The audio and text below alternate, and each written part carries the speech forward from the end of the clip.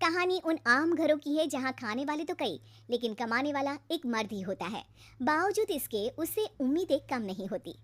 देखिए जी, सामने वाले वर्मा जी कैसी अच्छी तरह से सफाई करते हैं छुट्टी वाले दिन अपने घर की, और एक आप हैं। अरे यार, उनके पास कार है, ऑफिस पास में है और हफ्ते में 2 दिन की छुट्टी होती है, तो फर्क तो पड़ता है ना।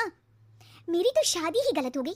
अरे कोई मस्त लड़का मिलता, कमाता भी, घुमाता भी, घर के कामों में भी मदद करता, लेकिन नहीं जी, हमारे वाले को तो कमाने से फुर्सत ही नहीं, और कमाई भी ऐसी कि कोई जरूरत पूरी ही नहीं हो रही है। सुनील बेचारा शीना को देखकर सोचता है कि शीना सही कह रही है।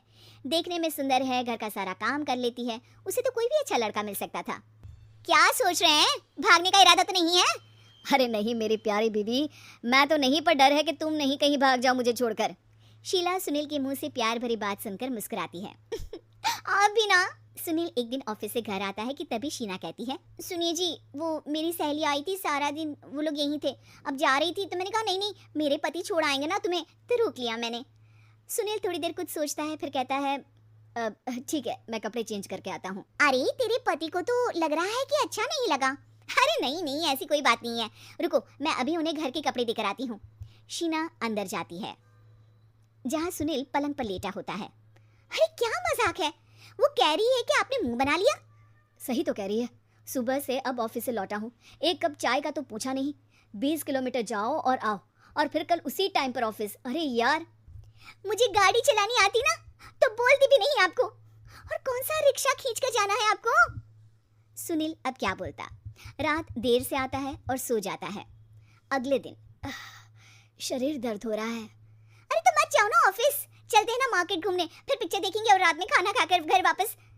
सुनील जब सारे दिन की थकान वाला शेड्यूल सुनता है तो वो सीधे सीधे ऑफिस के लिए तैयार हो जाता है। अब आए दिन शीना की डिमांड बढ़ती ही चली जाती है और सुनील उसको पूरा भी करता। लेकिन एक दिन, ए जी मेरा भाई आ रहा है, उसे 2 लाख रुपए की जरूरत है।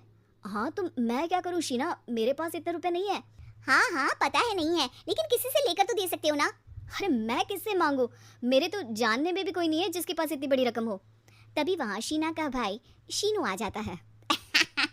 जीजा जी कैसे हैं आप? अब मैं ठीक हूँ शीनू, अचानक इतनी बड़ी रकम की जरूरत कैसे पड़ गई? अरे जीजा जी, वो बिजनेस शुरू किया ना, तो उसके लिए पैसे की जरूरत है, काफी हो चुका है, थोड़ा पैसा बचता है तो मैंने सोचा आपसे ले लूं। अब देखो, मेरे ऑफिस में कुछ लोग हैं जिनकी सेविंग अच्छी है, मैं उन लोगों से बात करके देखता हूँ। सुनील ऑफिस से किसी से पैसे लेकर शीना को दे देता है। शीना वो पैसा भाई को दे देती है 2 महीने बाद। अरे यार शीना, वो ऑफिस वाला आदमी अपने पैसे मांग रहा है, कैसे दूं? अपने भाई से बोलो ना पैसे दे दे। अरे हाँ हाँ दे देगा, कहाँ भागा जा रहा है, आप उनको बोल दो कि दे देंगे। थोड़े दिन बाद, शीना वो आदमी मुझसे आज भी पैसे मांग रहा था यार, मैं तंग आ गया हूँ। ऑफिस जाते ही सामने उसका चेहरा दिखता है, क्या बोलूँ, बार बार पैसे मांगता है। अच्छा मैं शीनू को फ़ोन लगाती हूँ, बात करके देखती हूँ। शीना भाई को फ़ोन करती है लेकिन वो फ़ोन उठाता ही नहीं। लगता है भाई कहीं ऐसी जगह है जहाँ नेटवर्क की समस्या होगी। सुनील अगले दिन दोपहर को ही घर आ जाता है। उसका चेहरा उतरा और परेशान सा होता है, वो रोने लगता है। अरे क्या हुआ जी, आप इतना परेशान क्यों हैं, सब ठीक तो है ना? अरे नहीं शीना, कुछ ठीक नहीं है, मैं ठीक नहीं हूँ। तुम्हारे भाई के लिए मैंने जो पैसे लिए थे, उस आदमी ने आज भरे ऑफिस में सबके सामने मेरी बेइज्जती कर दी। सबके सामने आज मैं कर्जदार बनकर खड़ा था।